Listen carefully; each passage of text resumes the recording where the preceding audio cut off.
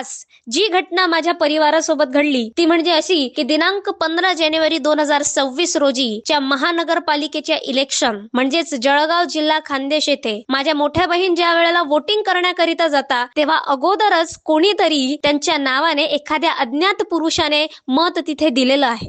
माझ्या नावावरती वोटिंग कोणी केलं? मला आधार कार्ड नंबर द्या त्यांचा. कोण जाधव आहे? तुम्ही त्यांचा नंबर लिहिलेला आहे. मला ती व्यक्ती शोधून द्या लवकर. लगेच 5 मिनिटात. तुम्ही इथं डुप्लिकेट मतदान करवण्यासाठी बसलेले आहेत का? त्यांनी नाही. आधार कार्ड नंबर द्या मला माझा. माझं मतदान तुम्ही का डुप्लिकेट करवलं? मतदान सेंटर वरती माझं डुप्लिकेट मतदान करून का घेतलं? असं म्हटलं जातं, ज्या राज्याचा किंवा देशाचा राजा हा स्वतः अन्यायी असेल, संविधानाच्या विरोधात वागणारा असेल, त्या राज्याची आणि देशाची व्यवस्था ही धुळीला मिळालेली असते.